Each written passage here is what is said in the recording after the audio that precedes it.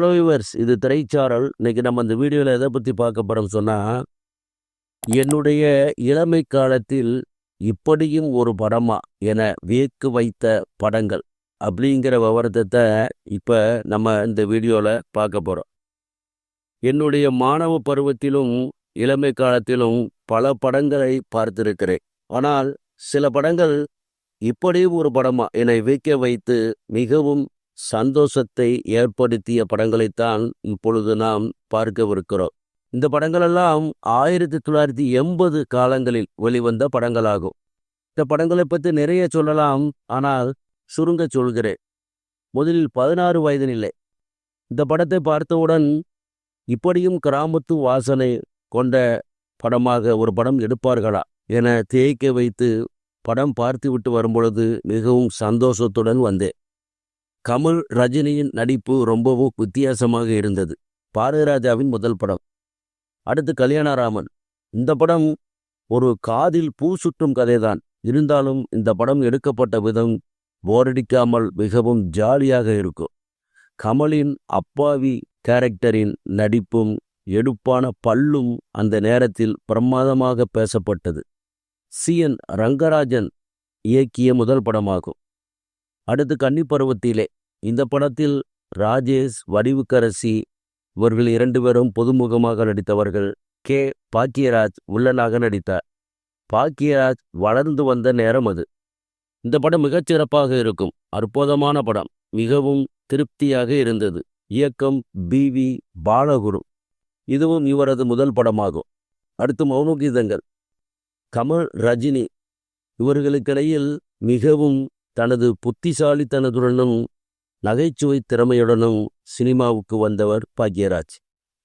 இந்த படத்தை பார்க்கும் பொழுது மிகவும் வித்தியாசமாக இருந்தது. இப்படியும் ஒரு படமா என வியக்க வைத்தது. அந்த நேரத்தில் பாக்யராஜ் படம் எப்பொழுது வரும் என காத்து கொண்டிருப்போம். அடுத்து அந்த 7 நாட்கள். இதுவும் பாக்யராஜ் இயக்கிய படம். இந்த படம் மிகவும் அருமையான படம். கதை அமைப்புடன் கொண்ட படம். பாக்யராஜ் நன்றாக இயக்கிய படம். நல்ல நகைச்சுவை கலந்து இயக்கிய படம். மாஸ்டர் காஜா ஷெரீப் மிகவும் அருமையாக நடித்திருப்பார். ரொம்ப ஆச்சரியத்தை ஏற்படுத்திய படம். எத்தனை முறை வேண்டுமானாலும் இந்த படத்தை பார்க்கலாம். அடுத்து தூரல் நின்று போச்சு. இந்த படமும் பாக்யராஜ் இயக்கத்தில் வந்த படம். இந்த படம் ரிலீஸ் ஆகும் பொழுது எவ்வளவு எதிர்பார்ப்பு. பாக்யராஜ் படம் எப்போது வரும் என காத்து கிடந்த நேரம். அதுவும் மதுரையில் மாபெரும் தியேட்டரான தங்கம் தியேட்டரில் துணிந்து ரிலீஸ் செய்தார்கள். படம் ரிலீஸான ஆரம்ப நாட்களில் இங்கு டிக்கெட் வாங்க போய் 2 முறை அடி வாங்கி வந்திருக்கிறேன். டிக்கெட் கிடைக்கவில்லை. அப்புறம் மறுமுறை சென்று படம் பார்த்தேன். ரொம்பவும் திருப்தியான படம். அடுத்து இன்று போய் நாளை வா. இதுவும் பாக்யராஜ் இயக்கிய படமே. இது ஒரு முழு நீள நகைச்சுவை படம். படம் ஆரம்பம் முதல் கடைசி கிளைமேக்ஸ் வரை ஒரே நன்ஸ்டாப் காமெடி. சிரித்து சிரித்து வயிறு புண்ணாய் போன படம். ராதிகா மிக இளமையாக அருமையாக நடித்திருப்பார். திரும்ப திரும்ப பார்க்க வேண்டிய படமாக இருந்தது. வெற்றி பெற்ற படம். இப்படியெல்லாம் இப்போது படம் வருமா என்று யோசிக்க வேண்டிய தருணமாக இருக்கிறது. அடுத்து வறுமையின் நிறம் சிவப்பு. இந்த படம் சிலருக்கு பிடிக்கும், சிலருக்கு பிடிக்காது. ஆனால் எனக்கு ரொம்பவும் பிடித்த படம். பாலச்சந்தரின் டைரக்ஷன் டச் நிறைய உள்ள படம். சூப்பர் படம். இப்படிப்பட்ட படங்களையெல்லாம் நாம் கண்டிப்பாக பார்க்க வேண்டும். அடுத்து குரு. கமல் ஸ்ரீதேவி நடித்து IV சேஷி இயக்கிய படம். இது ஒரு மசாலா படம்தான். ஆனால் படம் ரொம்பவும் விறுவிறுப்பாக செல்லும். கமல் பல வேடங்களில் தோன்றுவார். நல்ல வரவேற்பை பெற்ற படம். அடுத்து சகலகலா வல்லவன். இதுவும் ஒரு மசாலா படம் தான். போர் அடிக்காத விறுவிறுப்பான அருமையான பொழுதுபோக்கு படம். பார்க்க வேண்டிய படம். பாடல்கள் சூப்பராக இருக்கும். அடுத்து வாழ்வே மாயம். இதுவும் ஒரு அற்புதமான படம். படத்தின் இடைவேளை வரை கமலும் மற்றும் அவருடைய நண்பர்களும் ஸ்ரீதேவி மனோரமா சம்பந்தப்பட்ட சீன்கள் அனைத்துமே நகைச்சுவையாக ரசிக்கும்படி அமைந்திருக்கும். நல்ல அருமையான படம். அடுத்து பயணங்கள் முடிவதில்லை. இது ஒரு ரெக்கார்டு பிரேக் செய்த படம். அந்த நேரம் +2 படித்த நேரம். அந்த நேரத்தில் வந்தது. பள்ளிகள் கல்லூரி மாணவரிடையே மிகவும் வரவேற்பை பெற்ற படம். நிறைய ஊர்களில் 100 நாட்களுக்கு மேலே ஓடிய படம். மோகன், பூர்ணிமா ஜெயராம் நடிப்பு மற்றும் இளையராஜாவின் பாடல்கள் பிரமாதமாக அமைந்த படம். அடுத்து பாலைவனச்சோலை, சந்திரசேகர், தியாகு, ஜனகராஜ், சுகாசினி நடித்த படம். ராபர்ட் ராஜசேகர் இயக்கிய படம். எதிர்பாராமல் பெரும் வெற்றி பெற்ற படமாகும். எளிமையான இனிமையான அருமையான கதையம்சம் கொண்ட படம். சங்கர் கணேசனுடைய இசையில் அத்தனை பாடல்களும் சூப்பர் ஹிட்டாக அமைந்தது. இந்த படத்திற்கு இது ஒரு பிளஸ் பாயிண்டாகவும் இருந்தது. அருமையான படம். அடுத்து இளமை காலங்கள், மணிவண்ணன் இயக்கிய படம். மோகன் நடித்த படம். ரொம்பவும் எதிர்பார்க்கப்பட்டு சூப்பராக ஓடிய படம். பாடல்களுக்காகவே ஓடிய படம் என்று சொல்லலாம். இது ஒரு பொழுதுபோக்கு படமும் கூட. அடுத்து தென்றிலே என்னை தொடு, ஸ்ரீதர் இயக்கிய காதல் படம். மோகன் நடித்த படம். ஜெயஸ்ரீ என்பவர் அறிமுகமான இந்த படத்தில் ஜெயஸ்ரீயின் ஸ்டைலுக்காகவும் அழகுக்காகவுமே இளைஞர்கள் ரசித்து பார்த்தார்கள். புதிய பூவிது பூத்தது என்ற பாடலில் ஜெயஸ்ரீ ரசிகர்களை தனது ஸ்டைலால் கிறங்கடிக்கச் செய்தார். இளையராஜாவின் இசையில் பாடல்கள் அனைத்தும் சூப்பர். நகைச்சுவை படம். போரடிக்காத அருமையான கலர்ஃபுல் படம். நன்றாக ஓடியது. அடுத்து 100வது நாள், மோகன், விஜயகாந்த், நளினி நடித்த படம். மணிவண்ணன் இயக்கிய த்ரில் சஸ்பென்ஸ் நிறைந்த படம். கிளைமாக்ஸில் மோகன்தான் கொலைகாரர் என்று தெரிந்ததும் ஜனங்களுக்கு ஒரே ஆச்சரியம். விறுவிறுப்பான படம். அடுத்து உயிருள்ளவரை உஷா, டி ராஜேந்தர் இயக்கிய படம். பள்ளி கல்லூரி மாணவர்கள் மிகவும் ரசித்த படம். அருமையான படம். நளினியின் ஹேர் ஸ்டைலுக்காக பல இளைஞர்களை ஏங்க வைத்த படம். பாடல்கள் அனைத்தும் சூப்பர். கதையும் சூப்பர். நன்றாக ஓடிய படம். அடுத்து ஒரு தலை ராகம், இதுவும் ஒரு அற்புதமான படம். எதிர்பாராமல் ரொம்ப நாட்கள் ஓடிய படம். பாடல்கள் சூப்பர். படமும் சூப்பர். பள்ளி கல்லூரி மாணவர்கள் அனைவரும் திரும்ப திரும்ப பார்த்த படம். அடுத்த அலைகள் ஓய்வதில்லை, பாரதிராஜா இயக்கிய படம். இந்த படமும் கார்த்திக் ராதா அறிமுகமான படம். இது ஒரு காதல் கதை. விறுவிறுப்பான படம். ராதாவுக்காகவே ஏங்கிய இளைஞர்கள் மாணவர்கள் அந்த நேரம் எத்தனையோ பேர்.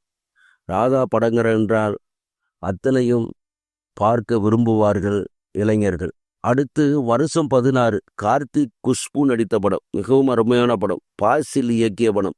அருமையான கதை. வித்தியாசமான குடும்ப படம். போரடிக்காத சூப்பர் படம். ரொம்பவும் திருப்தியான படம். அடுத்து விஜயகாந்த் நடித்த ஊமை விழிகள். விஜயகாந்துக்கு மறுவாழ்வு கொடுத்த படம் என்று சொல்லலாம். ஃபிலிம் ஸ்டூடெண்ட்ஸ் பணியாற்றிய படம். மிகவும் சூப்பராக வித்தியாசமாக வந்த படம். இந்த படம் எடுத்த விதம் வியக்க வைத்தது. நல்ல வெற்றி படம். அடுத்து கேப்டன் பிரபாகரன். இது ஒரு துணிச்சலான அருமையான சூப்பர் படம். இந்த படம் இவ்வளோ அருமையாக இருக்கும் என்று யாரும் எதிர்பார்க்கவில்லை. மிகவும் விறுவிறுப்பாக வந்த படம். இந்த படத்தில் மன்சூர் அலிகான் கொடூர வில்லனாக நடித்திருப்பார். மன்சூர் அலிகான் அறிமுகமான படமும் கூட. அவர் செய்யும் சேட்டைகள் கொலை நடங்க வைக்கும். RK செல்வமணி இயக்கிய அருமையான படம். அடுத்து செந்தூர பூவே. இதுவும் விஜயகாந்திற்கு ஒரு முக்கியமான வெற்றி படம். நல்ல படம். புதுமையான கதைக்களம். நல்ல திருப்தியாக பார்த்து வெளியே வந்த படம். அடுத்து மௌனராகம். மோகன், கார்த்திக், ரேவதி நடித்த படம். மணிரத்னம் இயக்கிய படம். அருமையான படம். பாடல்கள் சூப்பர். இப்படியும் ஒரு படமா என வியக்க வைத்த படம். அடுத்து நாயகன். இதுவும் மணிரத்னம் இயக்கிய படம். கமலஹாசனை என்ன அருமையாக நடிக்க வைத்திருக்கிறார். கமலும் நடிப்பில் வெளுத்து வாங்கிய படம். இந்த படமெல்லாம் தமிழுக்கு பெருமை சேர்த்த படம். அடுத்து அக்னி நட்சத்திரம். இதுவும் மணிரத்னம் இயக்கிய மாபெரும் வெற்றி படம். புதுமையான கதை. அருமையான படம். நன்றாக ஓடியது. கார்த்திக் ஆடி பாடி நடிக்கும் ராஜாதி ராஜா என்ற பாடல் இந்த நேரம் வெகு விமர்சையாக ரசிக்கப்பட்டது. பாடல் எடுத்த விதமும் அருமையாக இருந்தது.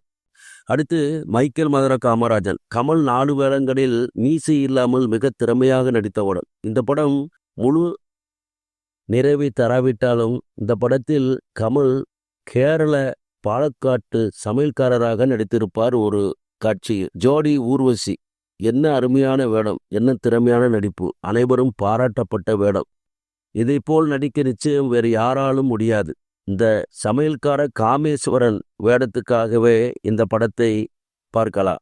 அடுத்த அபூர்வ சகோதரர்கள். இதுவும் கமல் நடித்த சூப்பர் ஹிட் படம். படத்தில் நிறைய புதுமைகள் இருக்கும். சாதாரணமான கதையாக இருந்தாலும் அப்பு வேடத்தில் நடிக்கும் குட்டை கமலை யாரும் பாராட்டாமல் இருக்க முடியாது. அவ்வளவு பிரமாதமான சூப்பர் வேடம், நல்ல வெற்றி படம். அடுத்து அண்ணாமலை. அண்ணாமலை மிகவும் ஆக்ரோஷமான, சுறுசுறுப்பான, விறுவிறுப்பான படம். இந்த படத்தின் மூலம் ரஜினி படங்களை நிறைய பார்க்க ஆரம்பித்தேன். எல்லோரும் நிறைய பார்க்க ஆரம்பித்தார்கள். இந்த படத்திற்கு பிறகுதான் ரஜினி நம்பர் 1 அந்தஸ்தை பெற்றார். அதற்கு முன் கமலஹாசனே முதல் இடத்தில் இருந்தார். இந்த படத்திலிருந்து ரஜினி சூப்பர் ஸ்டாராக நம்பர் 1 இடத்திற்கு வந்துவிட்டார். அருமையான விறுவிறுப்பான படம். அடுத்த மன்னன். இதுவும் ஒரு அருமையான படம். ரஜினியின் நடிப்பு சூப்பராக இருக்கும். விஜயசாந்தி நடிப்பும் சூப்பராக இருக்கும். இந்த படம் போல் ரஜினிக்கு எந்த படம் கிடையாது. அடுத்து 3 முகம். ரஜினியின் படத்தில் மிகவும் விறுவிறுப்பான படம். இன்ஸ்பெக்டர் அலெக்ஸ் பாண்டியனாக மிகவும் அற்புதமாக துரு துரு என ரஜினி நடித்திருப்பார். நல்ல விறுவிறுப்பான படம். அடுத்து தூங்காதே தம்பி தூங்காதே. இதுவும் ஒரு மசாலா படமாக இருந்தாலும் போரடிக்காத அருமையான படம். நல்ல வெற்றி படம், பொழுதுபோக்கு படம். படம் விட்டு வரும்பொழுது மிகவும் திருப்தியாக வெளியே வந்த படம். ஆக இந்த படங்களெல்லாம் என்னுடைய இளமை காலங்களில், அதாவது 1980 காலங்களில் இப்படியும் ஒரு படமா என யோசிக்க வைத்த படங்களாகும். சரி வியூவர்ஸ், இந்த கண்ணன் இத்துடன் முடிகிறது. அடுத்து ஒரு நல்ல கண்ணில் சந்திக்கிறேன். நன்றி.